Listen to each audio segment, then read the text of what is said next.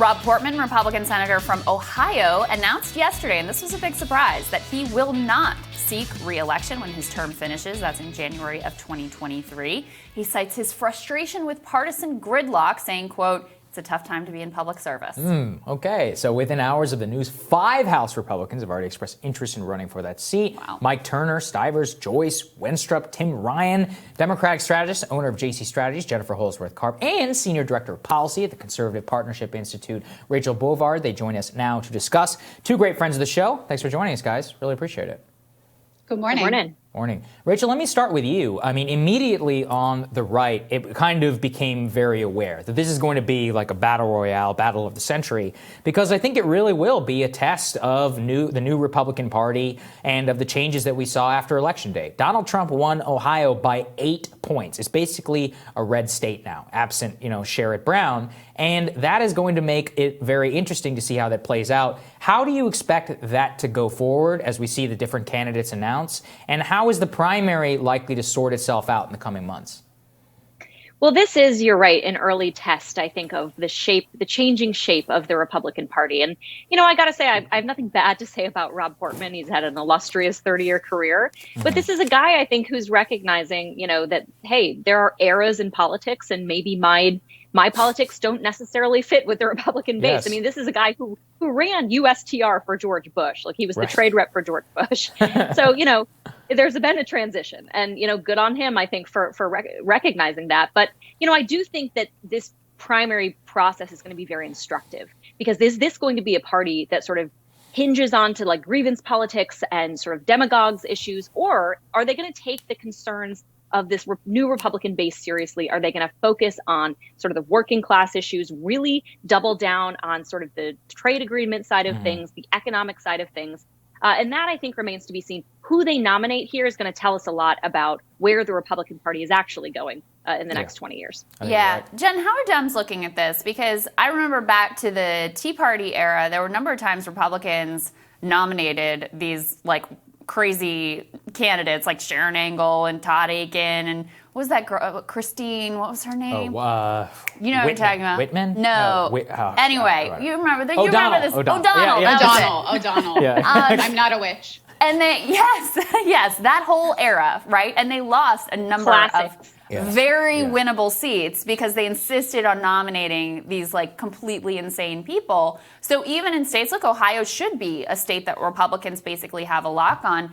Do Democrats feel like they might have an opportunity here if Republicans insist on nominating someone who was wildly outside of the mainstream? I think absolutely. I think that it looks like everything is coalescing around Tim Ryan, but I'm not entirely sure that there's not going to be some other folks who run. I have heard rumblings, and you might know better than me, that Nina Turner's taking a hard look at it. I think this is an opportunity for us to take a hard look at where we're going with our politics. And if we do nominate somebody in the mainstream who can talk about working class issues, I think we have a good shot to pick it up. They have to be in the vein of Sherrod Brown. They have to talk about progressive issues in a way that mainstream voters can understand in a general election. That's been a challenge for Democrats so far. But this whole conversation about Republicans quitting because of gridlock is just such BS. I blame people like Portman. I blame people like Flake. I blame people like Bob Corker for just throwing up their hands and saying, oh, it's too hard, I'm getting out, right? What they really should say is that the Republican Party has gone round the bend and start working with Democrats to get actual relief done for Americans in this country. If Democrats start talking about that, we have a good chance of picking up the seat. I had an interesting conversation, yesterday, Rachel, around Portman, and I was like, well, does this mean that he's going to vote for impeachment? So if he wants to burnish his USTR credentials and the OMB director, where he's very proud about his legacy on deficits and more, he probably should if he wants to go sit on the board of Microsoft or whatever. How do you think that that's going to play out with him in the next 2 years? That was honestly my first thought when I saw that he was retiring, is, oh, well, he can sort of, run, crazy and do whatever he wants and follow the path of, honestly, other retiring senators. Pat Toomey has been unshackled, I think, in the last month or two because of this. You've seen him be very outspoken on these issues. So I do think he may go in that direction. Again, the natural progression of things is to sit on these boards. He may have to burnish his cred in that way. I hope he doesn't, but I think he might.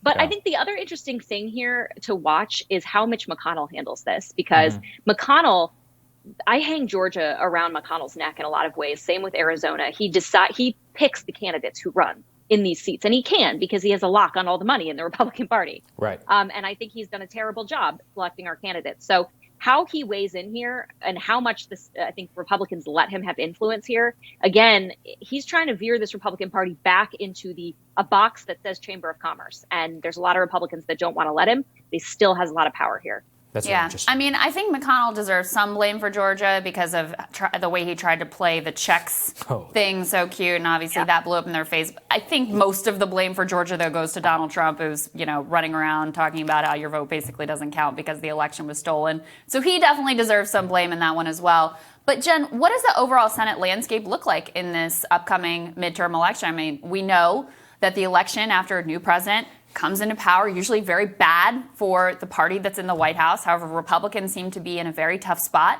Not only do you have Portman retiring, you have, as Rachel was saying, you have Toomey retiring. There's a lot of questions about whether Grassley is going to continue, whether Ron Johnson is going to continue. Eyes out for their potential retirements as well. So what does the overall landscape look like in the Senate coming up in 2022? On paper, it's very favorable for Democrats. We are not defending any incumbents in a state that Donald Trump won. So I think going into 2022, we are in a favorable position because of that. But there's still 14 races that we need to keep our eye on and make sure that we're recruiting the right candidates. It's sort of the same issue that the Republicans are having, but in the opposite direction in terms of candidates. We need to make sure that there's people who can win in these places based on the policies that they're prescribing and the language that they're using in order to talk about those policies. So as of right now, it's very favorable for Democrats. Also, if President Biden is able to push through a number of things on his agenda, promises made, promises delivered, to borrow a phrase, then I think a lot of senators are going to go into 2022 feeling emboldened by the fact that Democrats have accomplished a number of things that they set out to. So as of right now, I think we're in a really good spot. That's not taking away from the fact that inevitably in midterms, it's always hard for the party in control of the White House to maintain that control.